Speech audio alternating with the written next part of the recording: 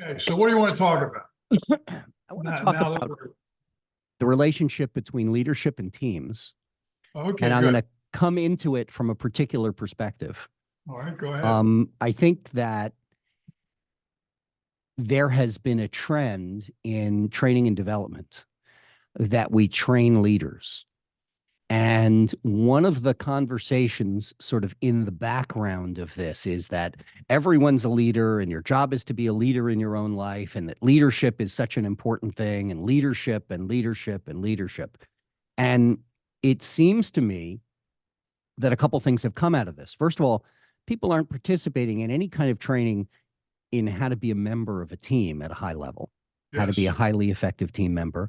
And secondarily, people have devalued team membership and replaced that with the idea that if you're not a leader, and whether that's positional leadership, meaning that you've been given a leadership title and some authority to go with it, perhaps, then you're not actually being effective in your organization.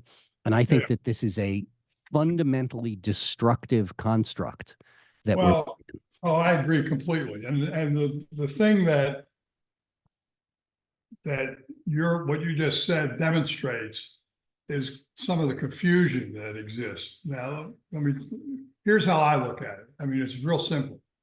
There are positions in an organization. They have authorities and responsibilities. And that's, if you look at an organization chart and job descriptions, that's what they describe. Or at least what they should describe. Well, yeah, if it works. So, people have roles in business processes. People have authorities to approve or disapprove or spend or not spend, hire, fire, blah, blah, all that kind of stuff. It's all written. It all should be written down, or if it's not written down, it's implied. An organization that's more informal, you wouldn't necessarily write all this stuff down. But a position in an organization has responsibilities and authorities. End of conversation. Now, what's management? What management is the skill that you bring to your position. Purpose of management is to create predictability, to eliminate risk, eliminate uncertainty, eliminate all that kind of stuff. It's all about, here's the plan to do what we're supposed to do, and here are the steps that we're going to follow, and blah blah blah blah blah. So that's what management is. That's a skill, and and you need it. Not everybody in positions in organizations that are supposed to be managers have management skills. Okay, leadership is the same thing. It's skill that anybody can demonstrate in the organization. Whether they're listened to or not is a function of maybe the culture of an organization, but it's a skill. It's not, there is no such thing as a position of leadership. It's a position, and somebody in a position has skills for leadership or not. And mostly or not. Okay. So that's the first conversation for me. Second one is, how do you want leadership to emerge in a group? Well, the fact is that, let's take sports, because sports are a good analogy. You could look at a sports team and you can tell whether there's a team there or not. A team is a group of people with common commitments. If it's a sports team, I presume their commitment is to win the pennant or the championship or win the game in the immediate future. But you can always tell when there are people on the team that have other priorities. I want to look good. I want to get traded up to the majors. I want to be the high scorer, blah, blah, blah. All of those are counter to having an effective team. Right? I mean, you can see it. Absolutely.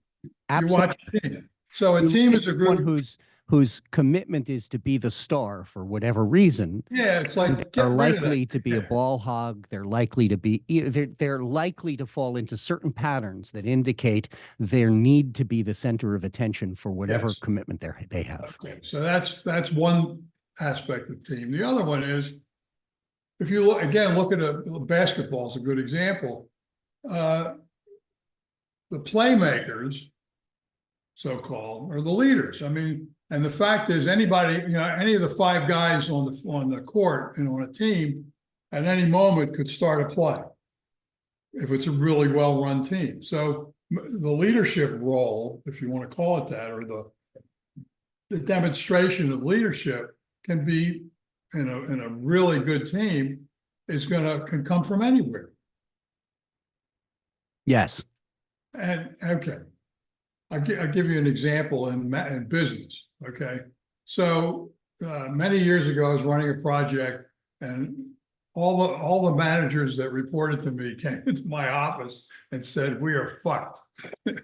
I said, "What do you mean?" He says, "Well, the key component of this new operating system we're working on was built to the wrong specs, and we have to redo the whole thing. And when we do, it's going to take an extra 6 months. So the whole project's going to be 6 months late." So I did two things. One is I said, "Okay, calm down." And I went and talked to my boss. He was in a big meeting. I pulled him out of the meeting. I told him what happened. He says to me, and this is another aspect of leadership. He says to me, "You're the best person to solve the problem. Go solve it." So he empowered me. He delegated. He gave me the authority and responsibility to handle the problem. But he knew, so I was covered. Right. And then I went back to my people and told them that his name was Roland. Roland says, "Let's fix this problem." That was the first thing. A few hours later, I'm standing by the coffee machine down the hall talking to some people, and this guy walks up to me. His name was Dave Brush. By the way, this happened in the late 70s. I still remember his name. He walked up to me and he said, "I've been telling my boss to let me fix this problem with the component we're talking about. And I think I can do it in time to not delay anything. But he wants to see my plan. I don't have a plan." I said, "Good, do it." And in effect, what he had done was he made a declaration: "I will fix the problem." And the boss heard it as an assertion. "Show me the evidence." Right. So a declaration being something that is relying on the unknown, and an assertion being something relying on what's knowable, meaning I can come up with a plan. I can. Well, a declaration creates a new possibility. And so, but one of the aspects of it is the person speaking it has to be a legitimate person. So, for instance, the easy one is, the story about the umpire and the catcher. The catcher says to the umpire, "Was that a ball or a strike?"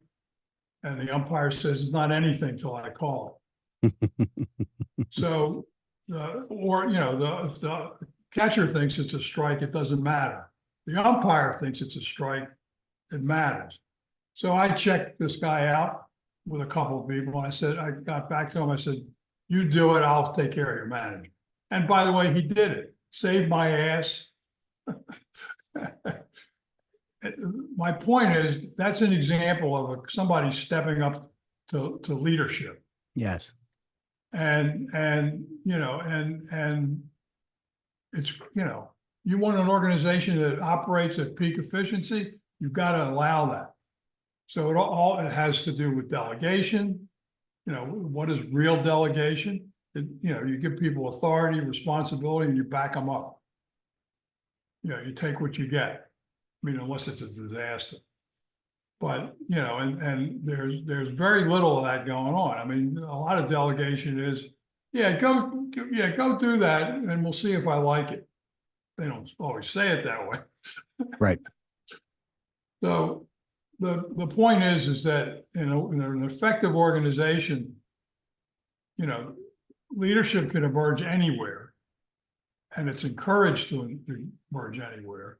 I think that's, I want to stop right on that one, because that it's encouraged to come from anywhere is the thing that I've seen most missing.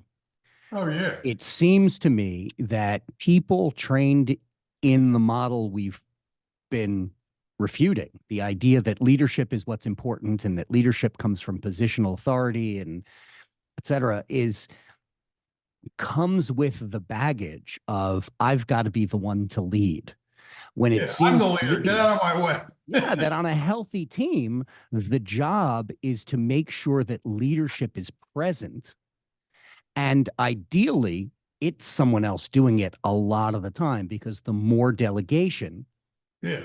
the more leadership is happening other than in the positional spot, the more effective the team is, the more people rely on each other, the more people trust each other. So I don't know if you've seen, I wrote a little, like a 3 or 4 page thing on delegation. And at the end of it, what I said was, remember the Rilke quote about the spirit doesn't care who flies as long as there's flying? Yes. What I paraphrased that and said, a leader doesn't care who leads as long as leadership emerges. 100%. 100%. And really doesn't care whether who manages as long as management is present. Management, management has to be present such that all concerned parties have access to it. Meaning, okay, so what do you mean by that? What I mean is that if the roadmap to the completion of the project is clear, if everyone can see it, if people know what the landmarks are and the time schedules are, and they know when they're off track, okay, then the team has what it needs. And it really doesn't matter if it's the secretary or the boss who's actually making sure that that happens, as long as that part happens. Now, what the positional person or the leader at any moment does with that information is another question. Well, here's the thing. For me, if it depends on what the purpose of the organization is. If what you're trying to do, if you're doing something complex that goes over time, for sure, what's going to happen is things are not going to always work out the way you plan for them to work out. Right. It's a given. Okay. So we call those breakdowns, right? Or setbacks or whatever, key guy will leave, something you thought you considered wasn't fully considered, blah, blah, blah, blah, blah. It's the role of management to identify those situations. Management needs, the people with the skills of management are there to predict, to show what's predictable. And so if this is the goal and what's predictable is this, now you got a gap to fill. And if you're running a hospital, you probably want more management than leadership. But that's, when I'm not talking about that situation. I mean, I could if you want, but the point is that, as I say, management's a skill, and it's about predicting what's likely to happen. And it's about establishing the gap between, or the vision of the gap, but visibility is a better way to say it. Visibility, right. Between what's predictable and what's committed. And, so now basically you go through the process of how do you fill the gap? How do you make the gap disappear? By being creative or whatever, and another aspect of this is, and you pointed it out before, is who's allowed to come up with ideas.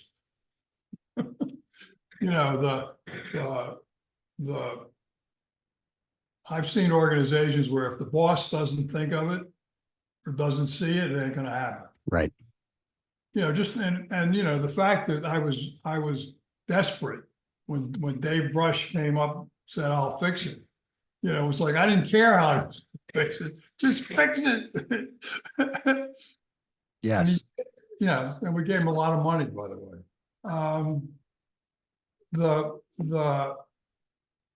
The point is, somebody else would have done the same thing as boss did. Show me how you're going to do it. And it basically would have buried the guy. Now, why am I telling you this? Basically,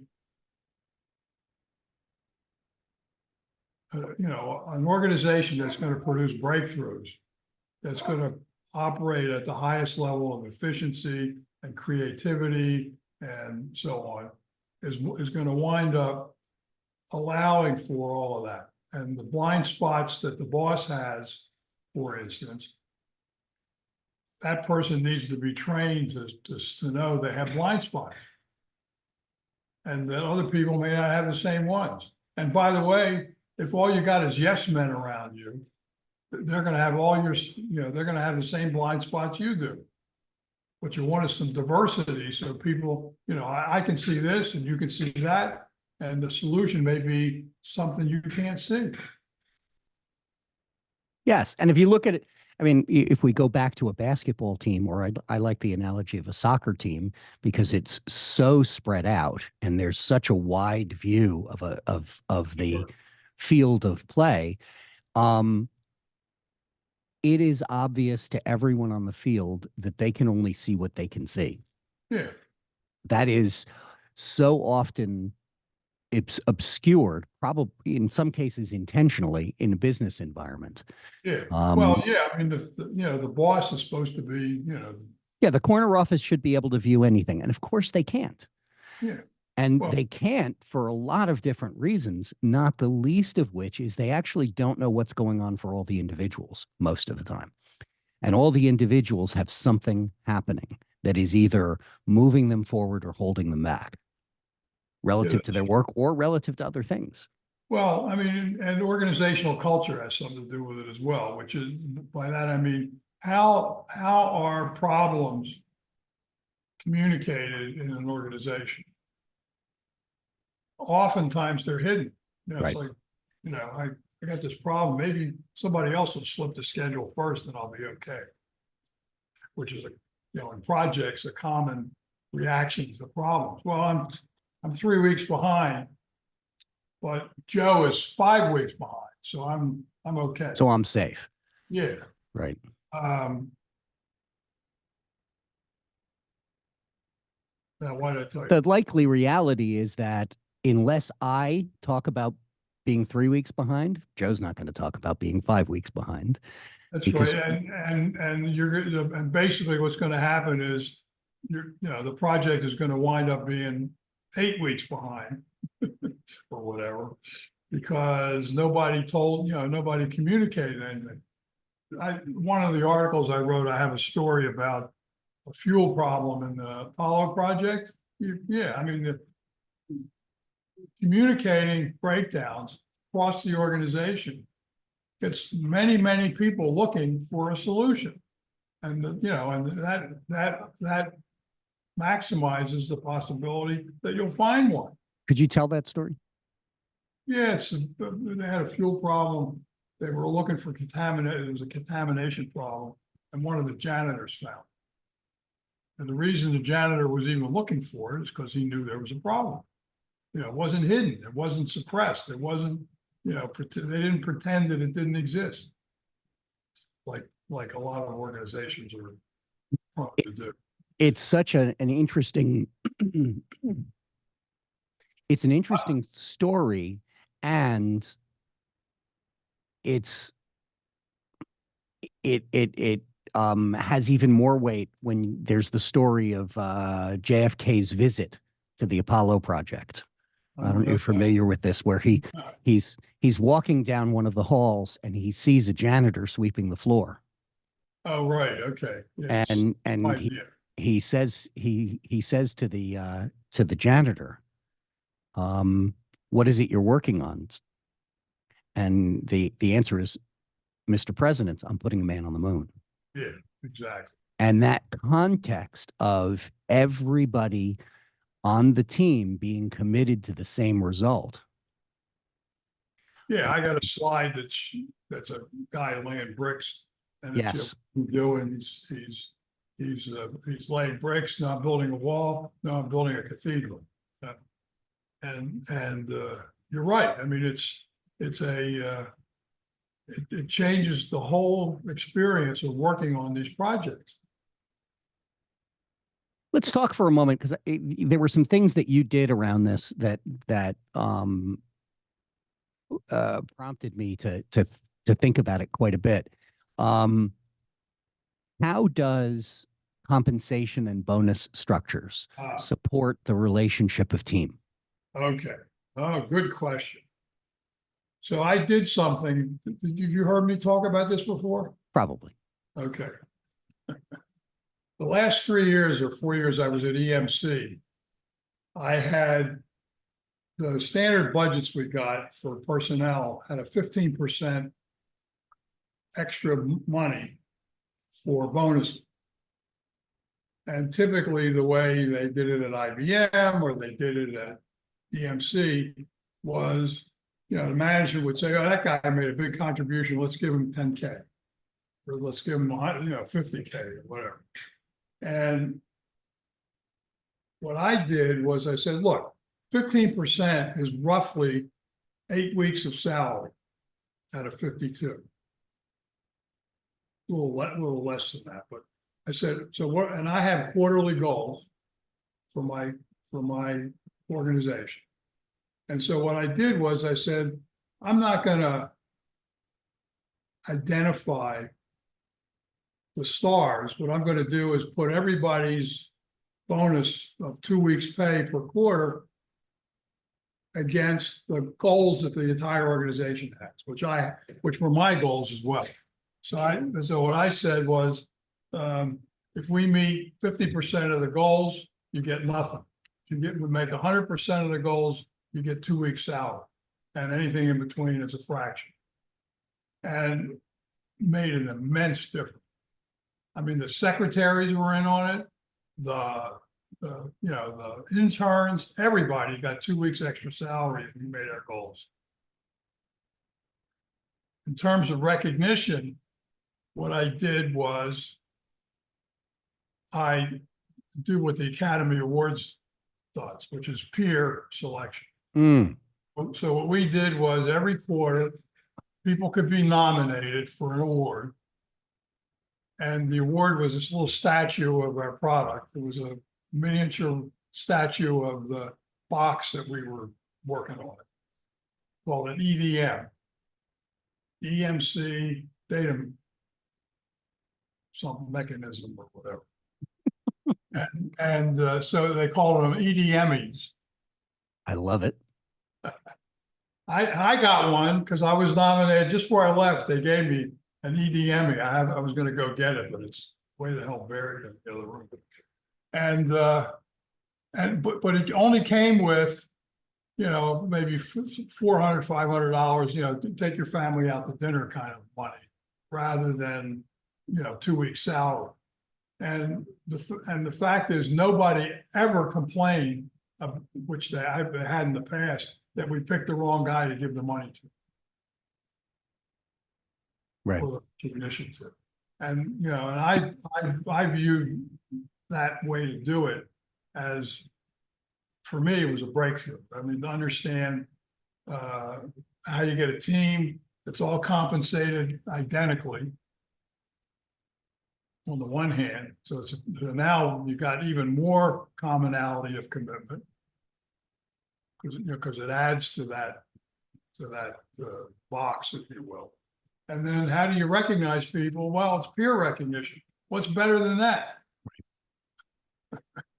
Right. Certainly peers can see the contributions that administrators may not. Well, yes, exactly.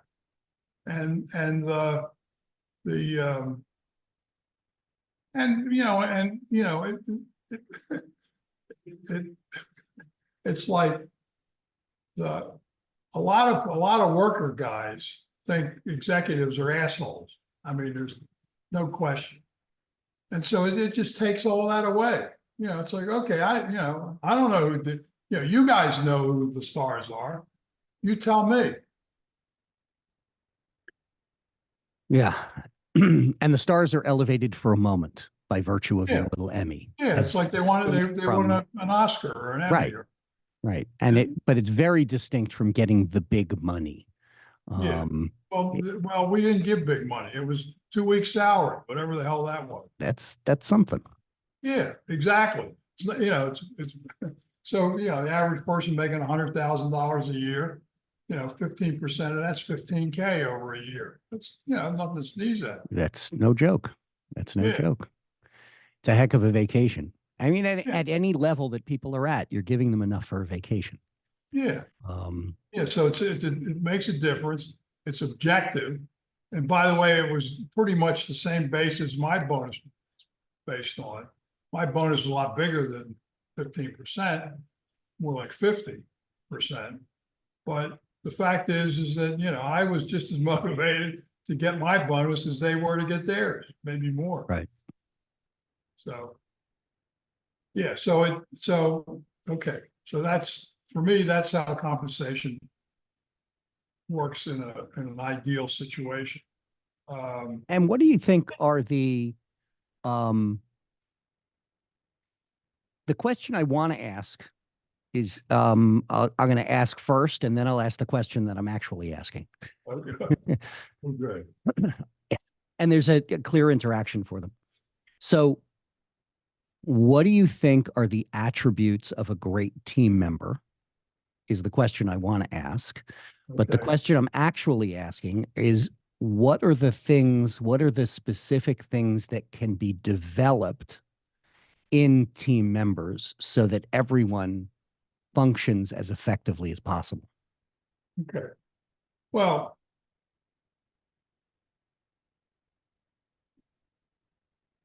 first of all, I think having the team's commitment, having the commitment that the team that holds the team together be completely open and communicated and subscribed to, committed to by the people in the room has to be done.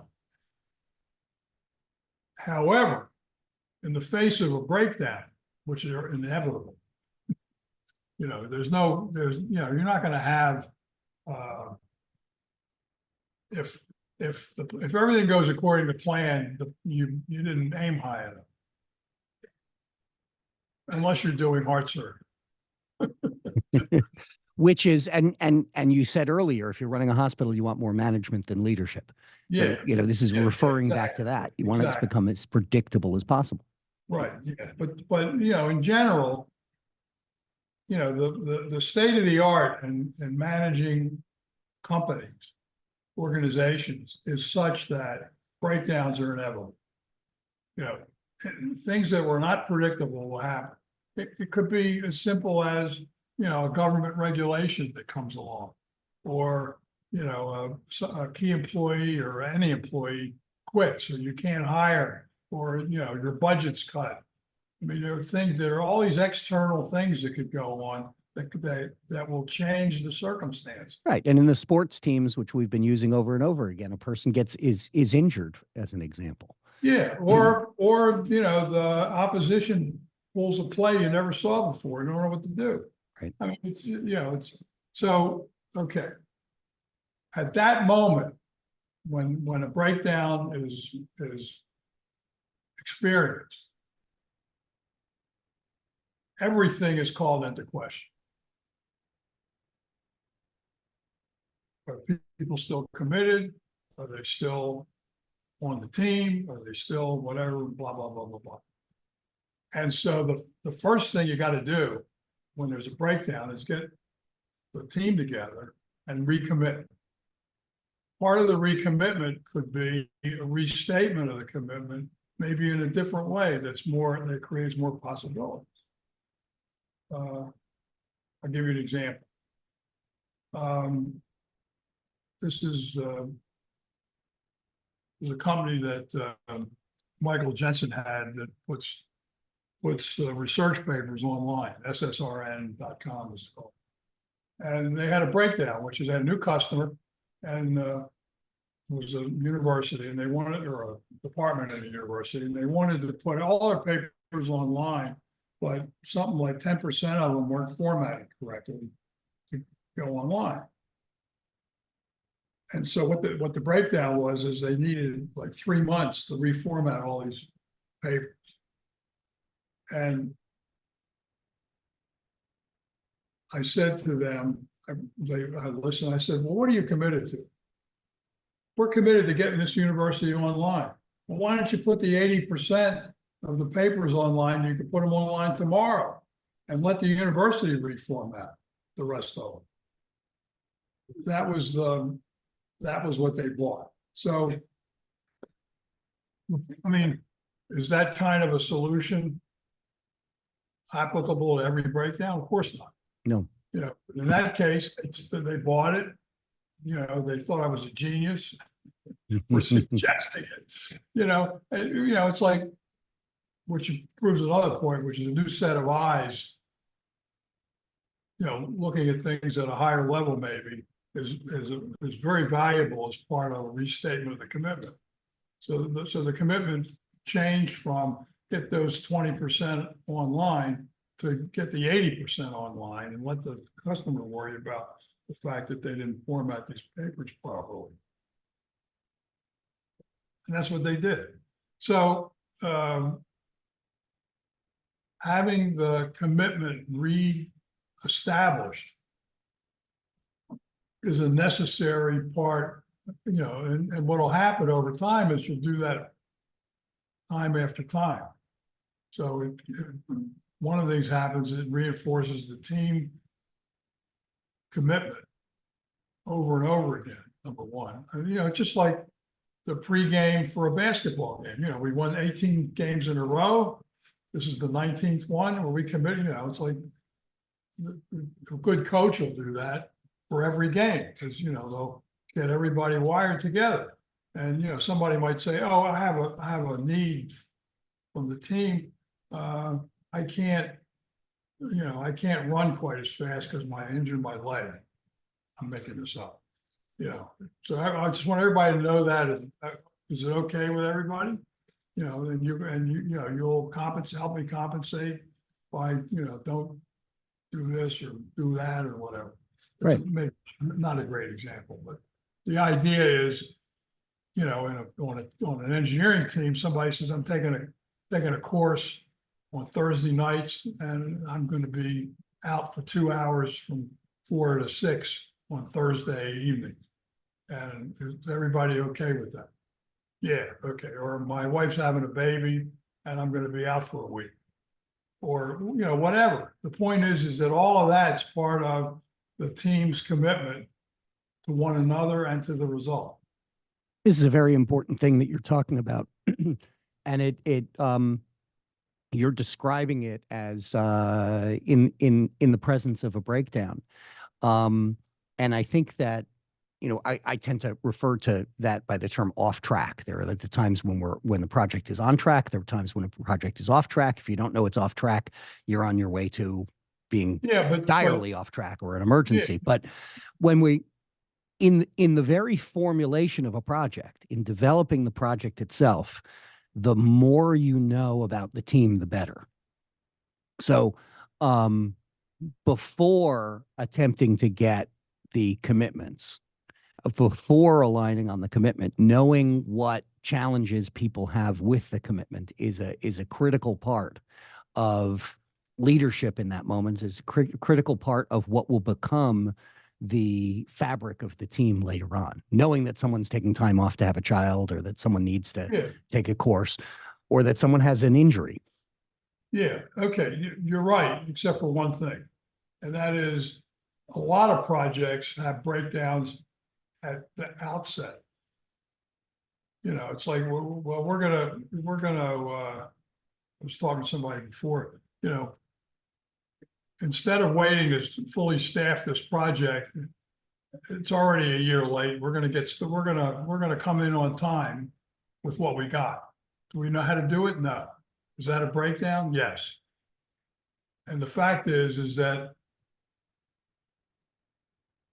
let's, for the sake of argument, say the project was originally set up to do with 40 people instead of 20, and had an extra year, and that's how they set it up. And then management came along and said, no, it's got to be done a year early and with the 20, with half the people. And, you know, either way, if you want to succeed, you got to get people committed to finding a way to get that to happen. And the fact is, whether or not there was a plan that looked like it would work from the beginning is irrelevant. The only thing that's relevant is if people commit to what's in front of them, which is, this is what looks like it's going to happen and this is what needs to happen. And I'm committed to filling that gap. And it doesn't matter how the gap was created. It could be somebody, you know, pointing at the fence, so to speak, or it could be, you know, it rained. Right. Yeah, or whatever. A very common miscalculation in the construction industry is that people will not take into account that during the course of the year, there will be rain or snow or even a power failure. So that they, you know, it's something I have particular experience with around construction is that people make their estimates based on if the earth stops and nothing changes and everything happens as well as it possibly can, then we might be on time.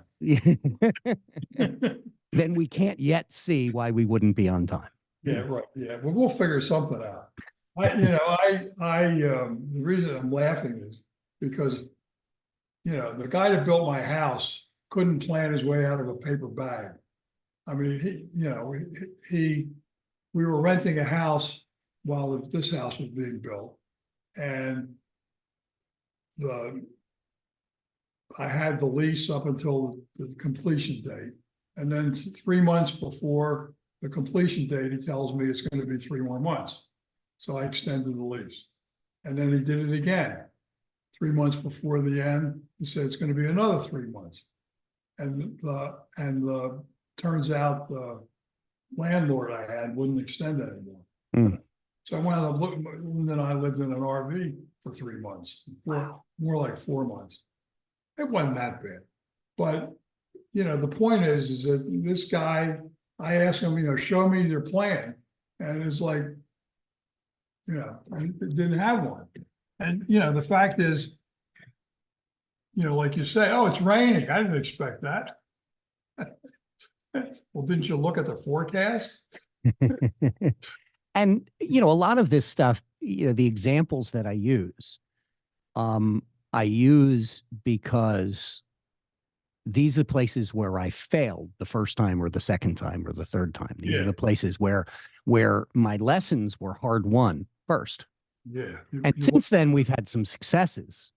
Like, you know, hopefully you don't make the same mistake the third time. But that happens too. And, you know, certainly when I was in construction, I had some challenges that I did not foresee. Oh, well, it's a spam call.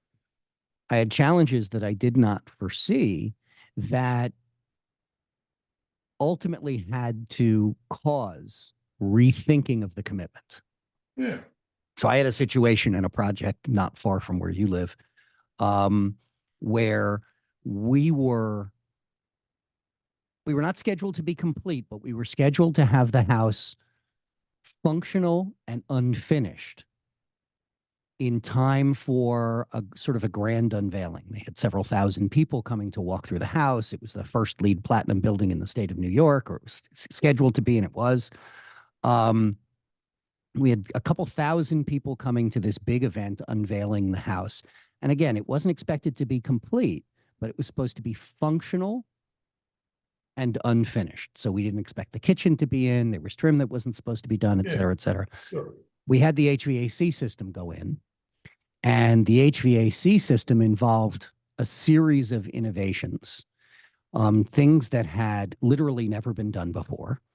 And we brought in a subcontractor who had a high degree of confidence. And as soon as we started running the system, water started running out of the bottom of all the walls. Ooh, not good.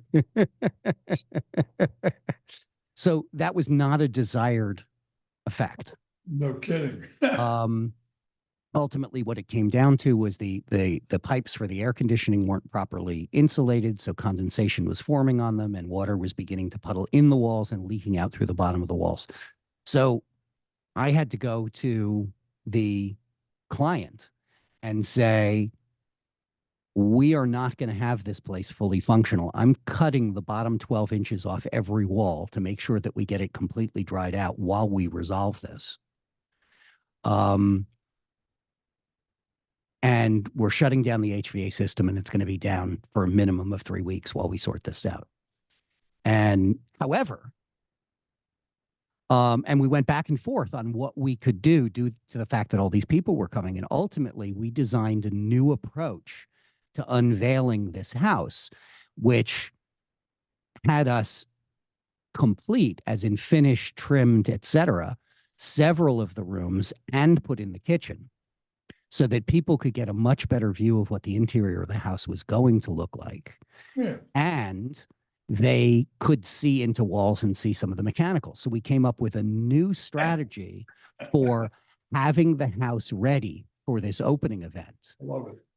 In light of the fact that we were going to fail at the original plan. And actually, I think the result that we produced was better than the one that was originally intended.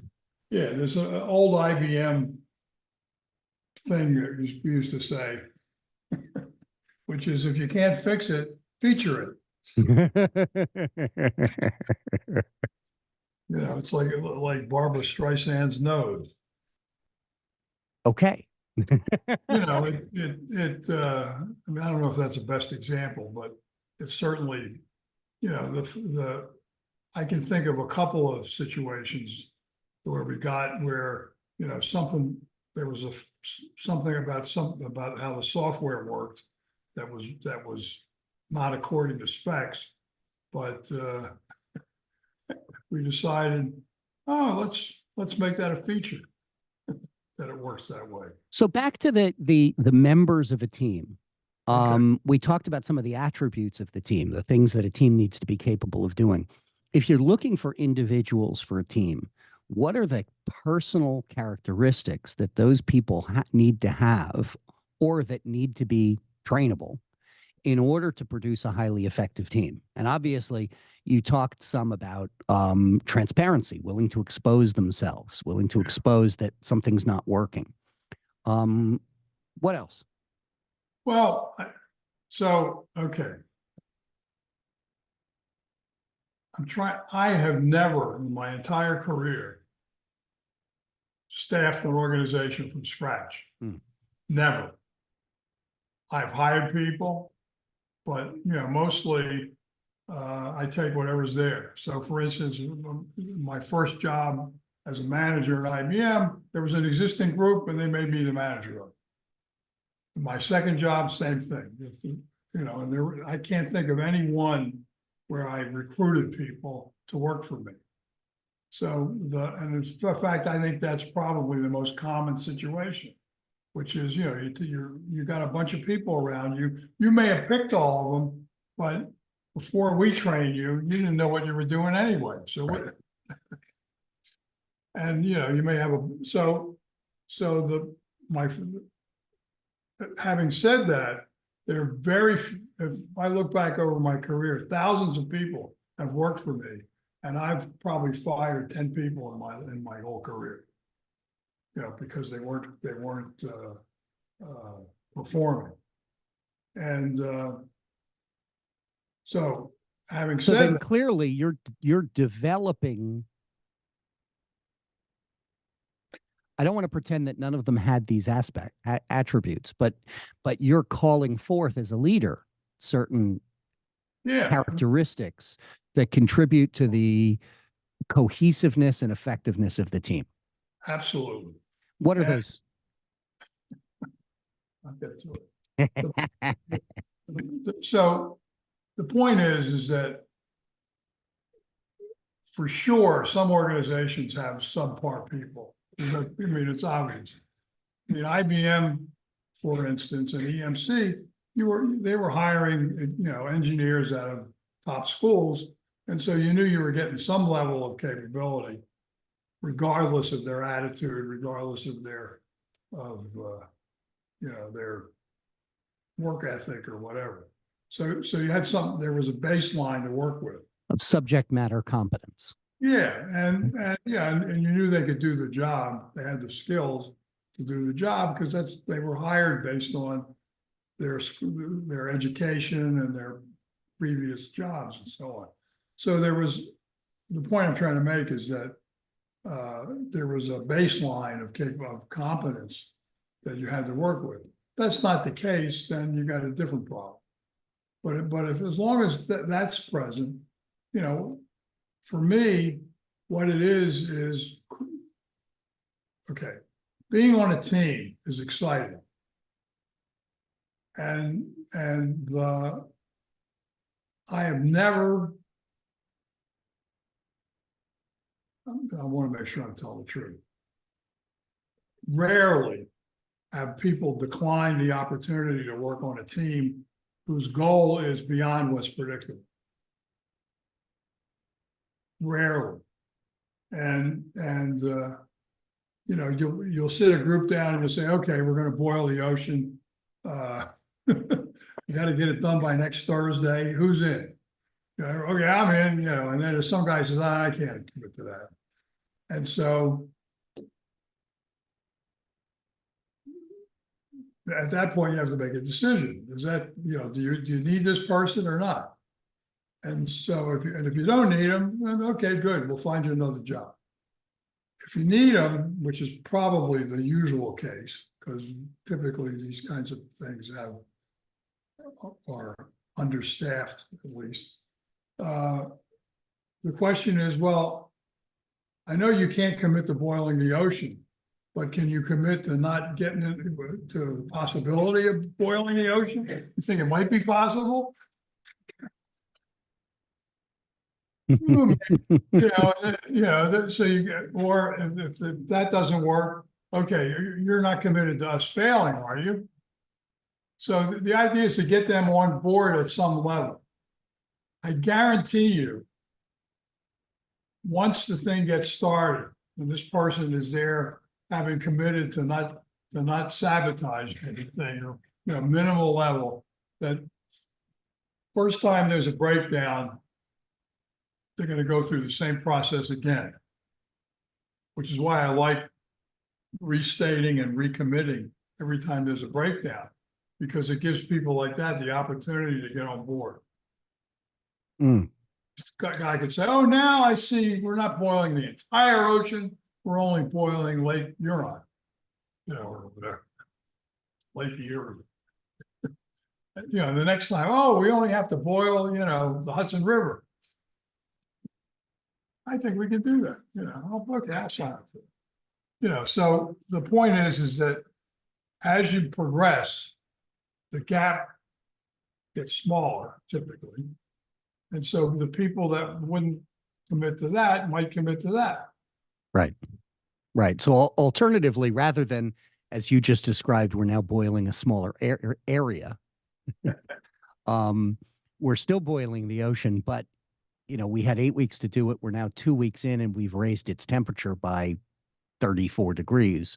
I'm beginning to see that this is possible and now I can get on board. Exactly.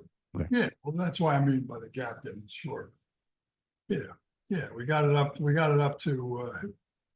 it halfway to boil.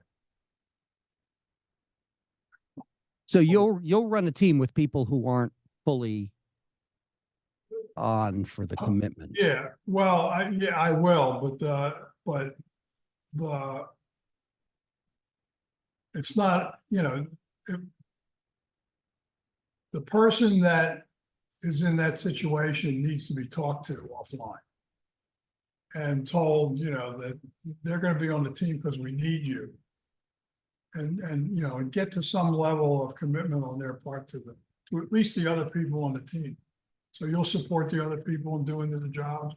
You're not gonna badmouth the project, blah, blah, blah, blah, blah. So all the things all the bad things that could happen with somebody that's not a team member can be addressed offline. And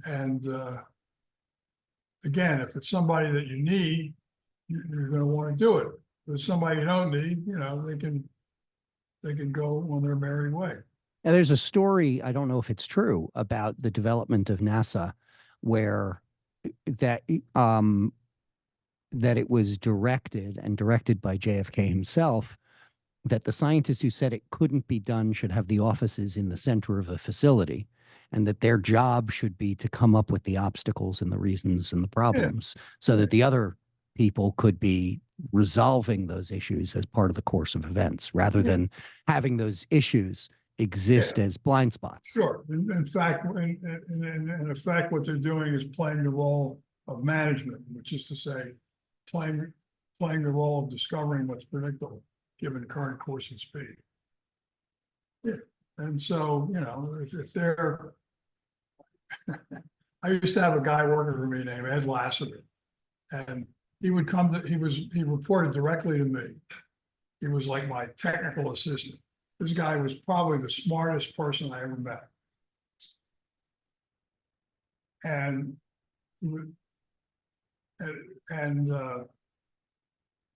so he would come to me every once in a while and say, "Oh, the sky is falling. We got this bug. We can't know how to get it. The system crashed 15 times yesterday. Old weevils are attacking people.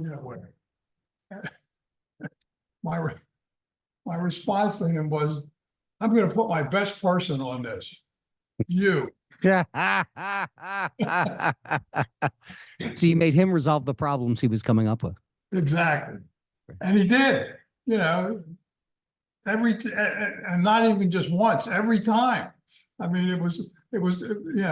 it's almost a joke. I said to him, "Ed, you know what I'm going to do with this, right?" He says, "Yeah." Allan, I want to pause for just a moment, and then I'm going to come back. Okay. All right, go pause. Excuse me.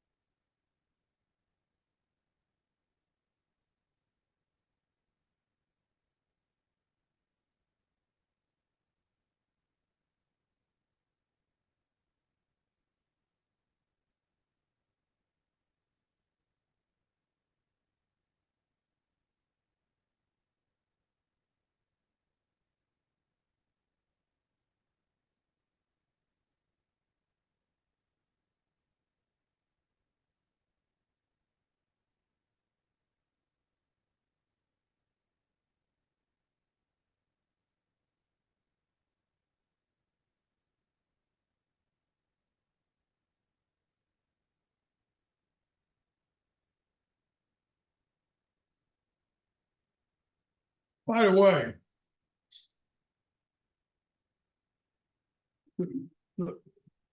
way, the story I just told about Ed illustrates the same point I was trying to make earlier when I said, when I went to my boss to tell him the sky was falling. The fact that other people are on board knowledge-wise about the problem and are empowering you to solve the problem makes a huge difference. I mean, consider the difference between I have a problem, my boss knows about it, all the people that work for me know about it, we're all working on it, to I'm keeping it a secret. Right. The it's night and day difference. And the fact is that, you know, that's so empowering to have other people's, never, not even if their skin's not even in the pot. As long as, you know, as long as there's, you know, they're on your side, so to speak. Whether they have skin in the pot or not is almost immaterial. I've got a delivery coming in the door at the moment. I absolutely know what you're saying. And I say this as someone who has been in an organization and seen a challenge and not communicated. Like, I'm going to resolve this before anyone notices. Yeah. And I've done that from two different perspectives. One is the perspective of, I don't want anyone to question my ability. And the other is, I want to come through as the hero. Oh, but how do you come through as a hero? Nobody knows what you're being heroic about. Yeah, if you have to reveal it later. Okay, yeah. But the pressure that's on that individual, even if they ultimately pull it off, which is highly unlikely, No, I mean, is certainly not. ridiculous. Yeah, it's not optimal, that's for Yeah. sure. And the publication of the problem, the revealing it to the community as a whole, makes available the full power of thought and innovation of the entire team. Yep. And this is a place now, not in the case of the individual who said to you, look, if you just leave me alone, if you just get me left alone, I will fix this problem. That's one type of situation. The alternative situation is, we have this problem and I don't quite know how to fix it yet. And suddenly, this cumulative power of innovation is available. And if people are truly committed to the outcome, then it is everyone's problem, everyone's responsibility to resolve. Exactly. And, you know, it's, you know, and again, being on a real team is invigorating. You know, it's energizing, it's inspiring, and also motivating. You know, it's, you know, the groups we had doing these breakthrough projects back in the day, people knew there was something special going on. You know, not the people on the team for sure, but I mean the people that were around them. You know, what the hell, you know, what the hell's going on? Yeah, well, that's exciting. I've certainly had that experience. I worked with an architecture firm in New York a number of years ago, and when I met the founder of the firm, what he said is his objective was to raise the next level of leadership in the organization, to develop the heirs to the organization ultimately, so that he could pursue other projects that would expand what they do. Right. What we focused on was turning the long-term members of the firm into a highly effective team. Rather than focusing on developing leaders, we focused on getting them all on the same page, all working on the same projects, all aware of what was going on throughout the organization, and all clear on what they wanted the organization to be. Yeah, that's very good. And what happens is, in the process of working on challenging things, people will, if they're really on a true team, people will be open to leadership emerging anyway. Absolutely. Absolutely. What ended up happening was, you know, the individual who was the technically superior person, you know, the guy who could resolve anything, who for 10 years had taken the attitude, just drop your problem on my desk and get out of my way, became the most effective mentor in the organization. People started gravitating to him, and he became willing to give them the kind of subtle correction that helped them learn how to correct themselves. And ultimately, like a miracle, right? Yeah, it was interesting because first he became the leader of the most effective team in the organization. And then that team stopped really developing. It looked good, but people weren't moving up at all. And then he left, and every single one of them started leading a team. The other thing that happened that I thought was very interesting in the organization is following our work, COVID happened. And they went to remote offices almost immediately. And what they found was nothing changed. It didn't interfere at all. Everybody knew what they were accountable for. They knew what the other people were accountable for, and they knew what needed to be communicated so well that they adopted to the use of Zoom and other platforms and to the movement of information, such that they just kept working. And in a marketplace where everybody else was downsizing and scrambling and running, they just kept going. And were very successful coming out of COVID because they were still fully staffed and fully ready to go. Well, and they've been effective the whole time. So Yep. with a stick. And of course, they did develop other departments and other lines of business, which are still in the process of growing. But it was a product of not just the founder of the firm being free to go on and do other things, but when he had other ideas, he got the feedback of the entire team. And they helped him rethink his ideas, his innovative new ideas. And they launched a couple of other businesses. Cool. But it was from getting them all involved. He had been the decider for everything. And the level of frustration among particular highly competent individuals when they had to come to him with things, and he would essentially say, yeah, no, thanks for trying, we'll do it this way, and make them go back and do it his way, to really empowering and saying, you want to go that way? Here are my concerns, and fix them. I have an experience that relates to this. And it took over an organization that had just shipped the product. And one of the key managers came in my office and said, I want to transfer. And I said, why?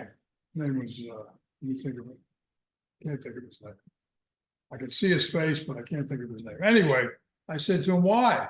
He says, because I want to make decisions and you make all the decisions. Kind of like what you were talking about before. I said, I don't think that's true. I said to him. He says, no, I'm going to get a transfer. So he did. And 2 years later, he wound up working for me again because I took over the organization he went to. And his name was Dennis Bencher. And, but him saying that to me had me start thinking along the lines you're talking, which is, it was clear to me that I was good at solving problems, but not every problem. And, my father taught me how to delegate. Mow that lawn. Whatever. And, to me, delegation is a pleasure. I mean, you give people responsibility and, you see them flourish or not. Typically, you'll see them flourish. It's really, have you seen what I wrote about delegation? No, I haven't. Let me send it to you. It's,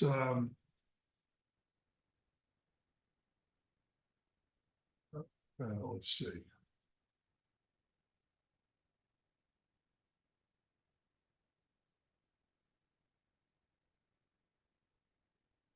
And before I even see it, can I share it with people? Sure. One of the things I've found about your writing, Allan, is it's similar to your speaking in that you can take what other people make into very complicated ideas very, very simple. Well, And I recall that this is what prompted me to get in touch with you the first time back in 2007, I'm guessing. When I had here. The title of it is called Creating Leaders in Your Organization. okay, I think if it's the same article that I think there was an article by that name some time ago that Well, it's this is recent. I don't know. It's okay. It ends with the quotation about, if I don't manage to lead, someone else will. True leaders want only that there be leading. As for who happens to do it, in that he has only a passing interest.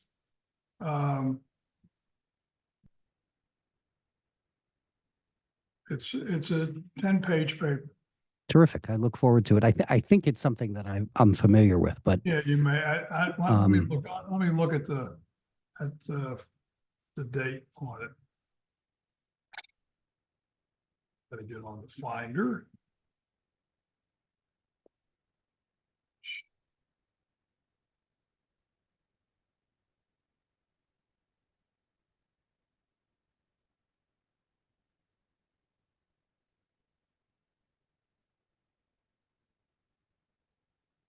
Yeah, it's 10 years old. yep, I'm pretty sure I'm familiar with the article and enjoyed it, Okay. and look forward to looking at it again because it's been a while. Yeah, I mean, it basically talks about a lot of what we've been talking about, and it's really about delegation and about. You know, I've been in conversation with an organizational leader of late, who, well, let me rephrase, a person who is positionally responsible for leadership in the future of an organization. Yeah. And one of the things that I've said to him is, you are unprepared to take over this organization for one reason and one reason only, which is that you don't delegate anything. You have what I frequently referred to as the curse of competence. You're really good at doing a lot of stuff, so you get a lot of stuff done essentially by yourself. Yeah. And if you let someone help you, they're doing just that. They are helping you. You don't give people responsibility, and as such, no one feels responsible. No one has the experience of being responsible for anything more than moving this piece from that part of the room to that part. Well, yeah, doing the steps. The task. Yeah, you're responsible for everything, by the way, which is how, it's a great way to wear yourself out. It's brutal. And, years ago, I had a client who was also a very dear friend, who he had run a large construction firm. He then sold it and went into the entertainment business, opened a couple of nightclubs that were very successful, then opened some restaurants and did this and did that. He ended up being involved in a tremendous variety of businesses. But at one point early in this, I said essentially the same words to him. I said, you have the curse of competence. It's always easier if you do it yourself, except that unless you start giving it away to other people, you won't be surrounded by people who can do it. And therefore, your capacity will be limited by your personal and extraordinary capacity. Yeah. I was lucky because the first job I had as a manager, I was overwhelmed. And I had to delegate, I had to trust people. And it worked, we did pretty well. There's another aspect to this, which is, if you're the boss and you have people that work for you, you can have them create or exhibit, what's the right word? Have them be leaders almost against their will. So it's in the paper, I just real quick scanned the paper. There's a story in there about Bob Evans, who was my hero when I was at IBM. I worked for him directly for a couple of years. So this was a group with high potential people in it. They were there for a year or two kind of assignment. And if they passed, they'd get promoted on the way out and put into a job. And the MO of the group was you were assigned to cover a particular organization inside the company, engineering organization, and evaluate what they were doing and basically help the staff come up with a position about what they were doing. So new guys on the block, okay, you're going to cover the PC. So go down to Boca Raton, spend 2 weeks down there, find out everything there is to find out, and come back and tell me how they're doing. I would say that. So the guy would come back and give me had flip charts, give me a presentation about what's going on in Boca. Here's this plan and that product, this product. And I'd say, did you find any problems? Oh yeah, here's 6 problems I found. Okay, let's show Bob. You can see the guy gulp at that point. So if he was smart, if some of them didn't. So you should go into Bob Evans and show the presentation of Bob. Bob says, great, really good. Do you have any problems? Yeah, here's the problem. Evans would look at him and say, okay, pick up the phone and call the executive in charge of Boca Raton and say, my guy was down there and we have 6 problems with your plan. And I want your guy to negotiate with him on solving them. Meanwhile, the kid that made this presentation is just about swallowing his tongue or something. I mean, it's like, ah. So he's a young person who has the possibility of getting a real gig there. He's on this, and he's a young person who's probably 30 years old, so not that young, but has been identified as a high potential employee.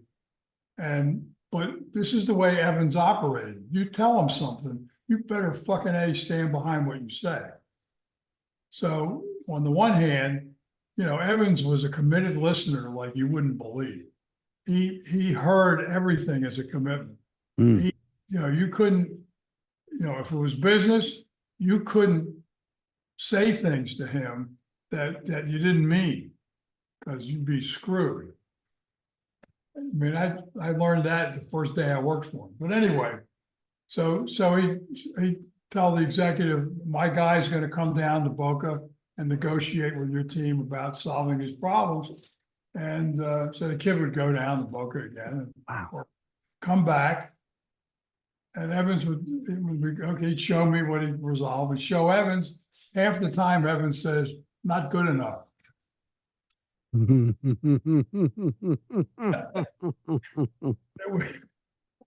That's a terrible problem. That's not a solution. That kind of thing.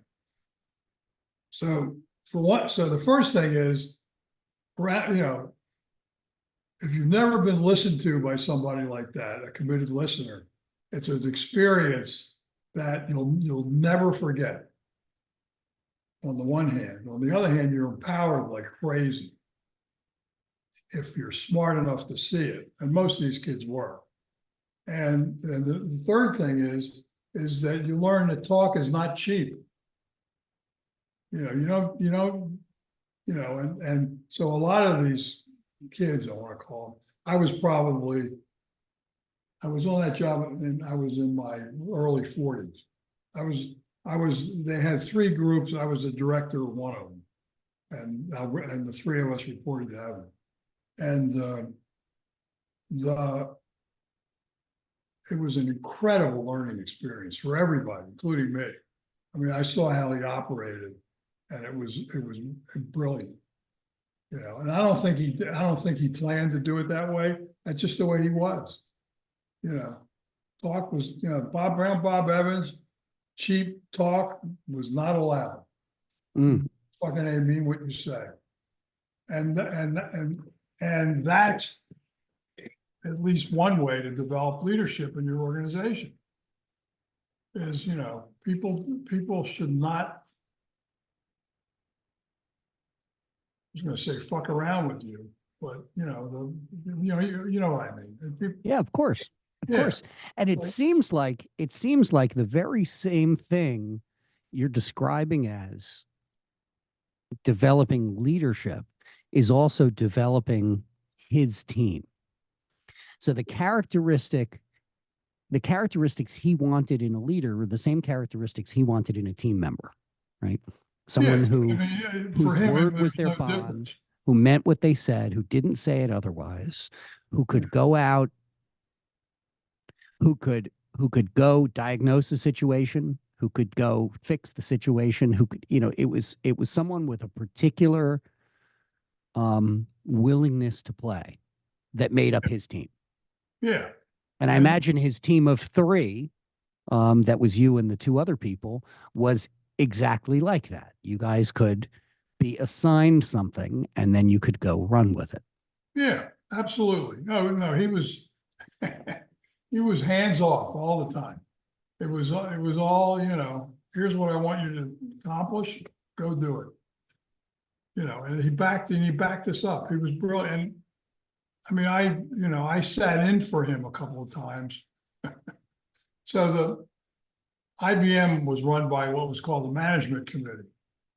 And it was like the top 8 or 10 executives, including the chairman of the board, the president, and the heads of business units. And so twice a year, people from the labs would come in and present their plan. And they would present, here's the products we're working on, here's when they're going to be delivered, here's the financial aspect to it, here's the schedule, blah, blah, blah. And the staffs, this was engineering, programming, and technology was the name of our staff. There was another marketing staff that looked at it from a marketing point of view. And there was the HR department. So all the staffs would get to comment on what was being presented.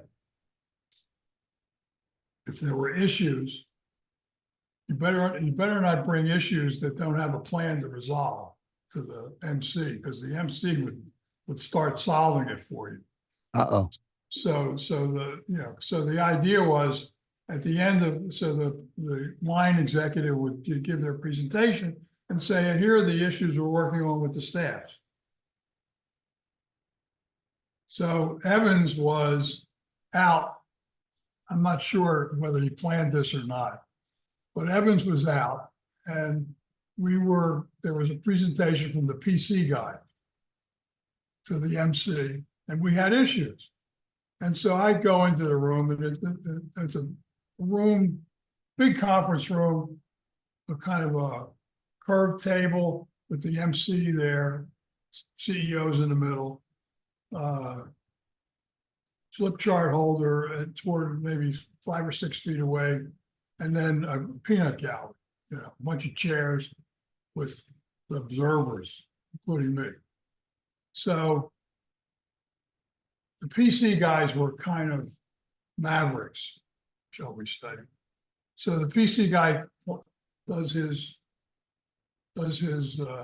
presentation, and he doesn't say anything about the issues that we had with him that he already knew about. So I'm there for Evans. So they're wrapping it up. I said, excuse me.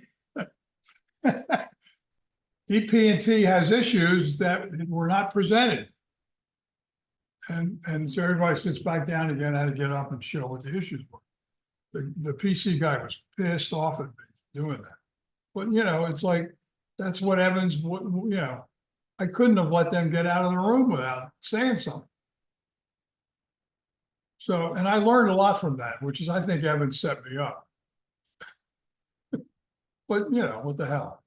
But what better thing can you do than to set up your people to step into the gap of leadership? Yes. And I'll routinely suggest to a business leader, 5 minutes before a meeting, turn to one of your people and say, you're running the meeting, and hand them your notes, and Yeah, either don't show up or show yeah, up late and sit in the corner yeah, and let them actually do it. Because yeah, exactly. without that experience, they won't ever, they won't know they can. B, that, you won't see what support they need. And, lastly, out of that experience, they're predictably going to alter the way they manage their existing structure. Well, here's the thing. Not only won't they know that they can do it, but you won't know they can do it. Because the idea is, these people who presumably are interested in having them grow and develop and all that, it's one of the things that's useful to know is whether they're up to it. And you do what, the kind of thing that happened to me. Again, I don't know whether Devins did it deliberately or not, but the fact is that it had a real effect on me. That was Besides positive. that, the PTC guy was upset with you. Yeah, who gives a shit? I wasn't a big fan of him anyway. But my point is that I discovered something about myself. Evans discovered something about me, and so did the rest of the people there. It's like, don't fuck around with Allan Scherr. Right. So I guess who knows whether they actually got that or not, but I like that. That's how I look at it anyway. And it was, in some ways, it was a test. Evans is dead. The idea that he did it on purpose never occurred to me until this second. Wow. So if he was still alive, I'd call him up and ask him.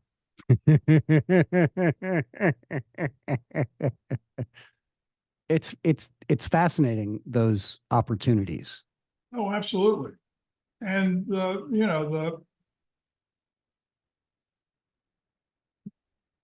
whether it was accidental or unthought, Evans in some ways was very intuitive. I don't know that if I had told the stories I've been telling about him to him, he'd say, I don't know. He probably would. I would bet at least maybe even odds that it wouldn't have occurred to him that way. Mm. He was so that was just the way he was. Don't bullshit with Evans. So that brings up a question for me. Is, do you think there are natural leaders, and if there are, do you think that people who aren't natural leaders who can be trained to be highly effective as leaders? I think so. So I think there are people that, because of their background and upbringing and experience, have leadership capabilities. That I don't know that there's a thing called a leader and then everybody else is a not leader. There's a spectrum. Some people do leadership things and provide leadership in certain situations, and those people maybe don't in other situations. So I think of leadership as a spectrum, and I think given that I think anybody can be trained to be a better leader, to have more leadership skills. Whether they want to or not is a different question. My father, for instance, was totally disinterested in taking on those responsibilities. He was like Alfred E. Newman. He didn't want to worry. Mm. And what, me worry? Yep. And by the same token, he was a very responsible guy. He took on responsibility, and people relied on him. It wasn't like he didn't take risks. He did, but he didn't want to be responsible, his words, for other people's results. So he was a little bit like the guy you were talking about, that sort of did everything himself. Except in my father's case, he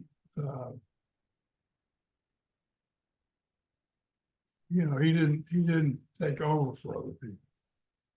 Put it that way. He just didn't want to have the stress of being in that position. I understand. Which for me, I had the Alfred E. Newman reaction as well, but it's not my money. But you ran very substantial organizations within a very substantial organization. I did.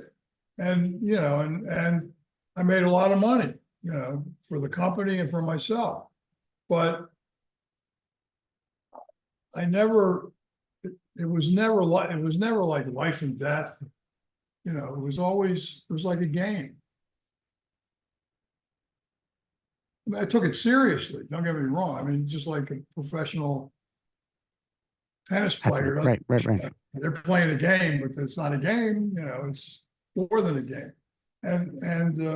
But I imagine you didn't break a lot of tennis rackets when the call didn't go your way. No, not even close. I'm trying to characterize my point of view, and I'm having trouble. But the fact is, people occasionally accuse me of not caring.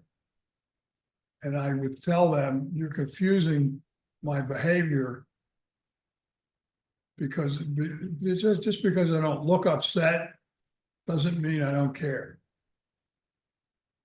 And the thing about breakdowns is the first reaction to a breakdown, if you're not trained, is to be upset.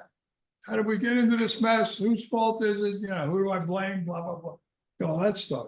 And you have to get out of that mode before you can be creative. Right. Well, once you get good at it, you don't go through that. It's like, oh, goody, a breakdown, an opportunity for a breakthrough. And that was me. You bring me a problem, I want to work on it.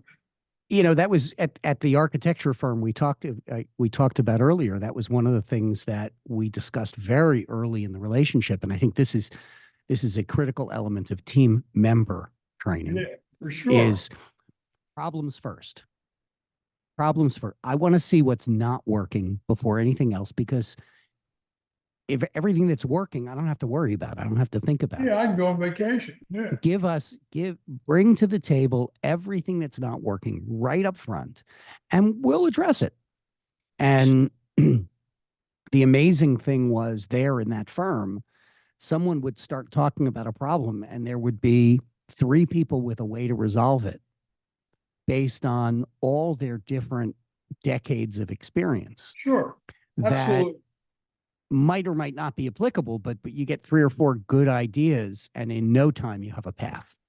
Yeah, and I never saw a meeting of theirs, and I saw 130 meetings, 150 meetings of theirs, where someone brought up a problem and they didn't in 10 minutes have a path towards its resolution. They may not have its resolution, but they had people with actions to take in line with resolving the issue. Yeah. And nobody left a meeting having raised a problem with the sense that the problem was still there the way it was when they started, and no one left upset. People left with work to do, and they liked what they did. Yeah, absolutely. And that's an effective organization. And that's, the fact is they may fail now and then, But, starting out with that kind of attitude substantially increases the likelihood that they're going to succeed. Yeah, I've heard a lot of talk about, you fail up, you make it, and it's interesting rhetoric, but it doesn't actually live in most organizations until you get to that point where people are routinely analyzing, correcting, resolving, repairing, restoring. And any client I've ever had would have been an awful lot happier hearing, look, 6 weeks from now, when we're supposed to have this done, we're not tracking to have it done. Let's talk about how we can resolve this, rather than, oh, no, we're not done yet. I know we were supposed to be. We're not there yet. I've never had the person who couldn't deal well with significant advance notice to something not working as originally planned, either by contributing to its resolution or by being able to deal with the impact well in advance. Yeah, no, you're right. That's exactly right. Obviously, the intention should be to resolve it, but even when that can't happen, the advance notice it takes a lot of the pain out of it. Sure. Well, I mean, here's how I look at it, which is, if you have a problem, the earlier you find out about it, the more likely it is you'll be able to solve it. 100%. And, and the fact that people keep them secret is counterproductive, totally. So, I mean, if I was going to punish somebody in an organization, it would be for that, not that they had a breakdown, right? But they didn't get the news out in time to do something. Agreed. Now, I think people have a very emotional response to the concept of failure. And it is with that in mind that a lot of alternative terms have been invented. And I happen to like confronting failure where it sits for people, like actually using that language of, I was responsible for this, this, this, and this, and as it's going right now, I'm going to fail. What can we do to correct that? Dealing with what you're referring to as a breakdown as a failure to meet a specific objective or a failure to go according to plan, so that that process of, oh no, failure gets interrupted, essentially short-circuited, because failure, every time I set out to do something and it doesn't happen the way I set out to do it, if it's not distinguished as something else, it's failure. I mean, it's a lost opportunity too. It's another way to look at it. The fact that people don't communicate, acknowledge the fact that things aren't working the way they were planned to work. The fact that they don't do that, it misses opportunities like crazy. It's like, I could, and that's one of the reasons why, in my opinion, beginner's mind is bullshit. People, the beginners will promise you anything. So they create possibilities that right, and commit to them that wouldn't have existed otherwise. However, they don't know when they're in trouble because they don't have the experience to see that they're headed for the cliff. Yes. So and they can commit to things that are just ludicrous. Yes. I remember having a conversation when I was cycling. I made a commitment, which I ultimately withdrew, to complete the race across America as a cyclist in 2015. And I took it on in 2011 or so. This is what I'm going to do. This is how I'm going to train for it. I got a coach. I did this. I took all sorts of actions. And in 2013, I went and crewed a Race Across America team and was responsible for navigation, which required me to direct follow 50% of the time a Race Across America participant. And when I was about 4 days into this 10-day journey across the country, 10 days being the absolute cutoff date, if you don't average 300 miles a day as a sub 40-year-old, you're out of the race. You lost. You're done. Disqualified. So I watched this person in this event, and I was 4 or 5 days in when I realized that I was no longer committed to doing this race, that I thought that what I would have to give up and what I would risk as far as my health and well-being was concerned was not worth anything that I was interested in. And so I withdrew the commitment, and I did that somewhat publicly. I went and talked to all the people I had been in conversation with about it, and let them know that I'm no longer doing this. Some of them already knew it, particularly my coach. You were actually a cyclist in this thing. No, I was in a follow vehicle, so I was watching somebody do it as part of developing my understanding of what it was that I was committed to. And ultimately, I realized, no, I'm not committed to this. I'm not going to do this. And it was when I watched this person at 4 o'clock one morning on a highway swerve 3 lanes over to avoid what he was convinced in his sleep-deprived hallucinogenic state was a gigantic snake striking at his head. Oh, my God. And what I saw following him was about a 12-inch stick lying in the road. That I said, and this was a guy who was compromising, who was sleeping far more than you would need to complete that, that race in a timely manner. He was sleeping like 4 hours a day, and the typical competitor who, sleeps more like 2. So, I came to the conclusion that I wasn't willing to risk my life for this. But early in the conversation about I'm going to ride the Race Across America, somebody said to me, well, why is that what you're committing to? Why don't you commit to winning it? And I said, what are you talking about? He said, well, why don't you commit to winning it? You don't believe in possibility enough to commit to winning it. And I said, no, I'm just not an idiot. Okay. I understand that the people who win this are people who've been cycling 500 to 1,000 miles a week for decades. Okay?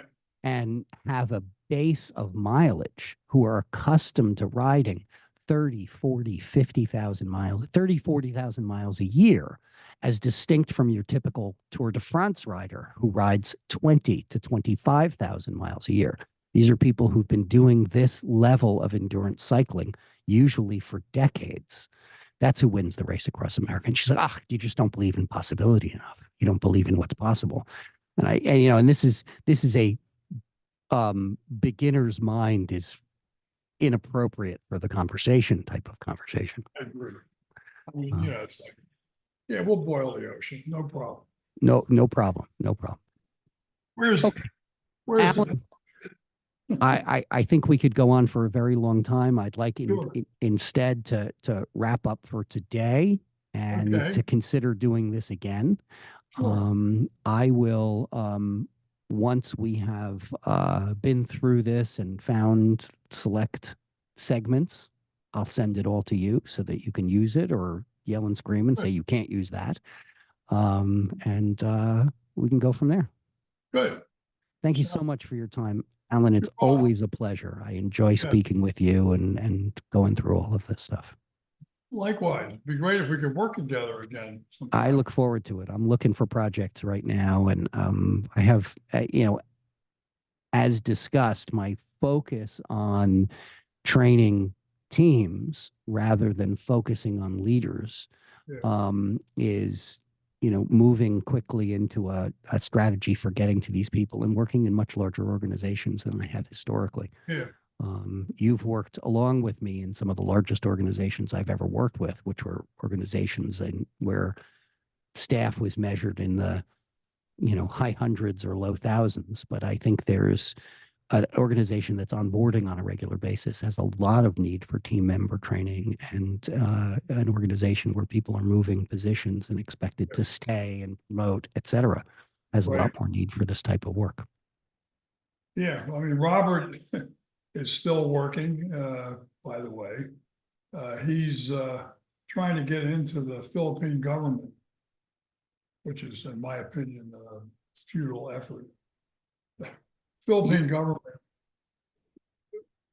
operates down here, and what they're doing is working in this part of the gap. So they want to automate their business processes.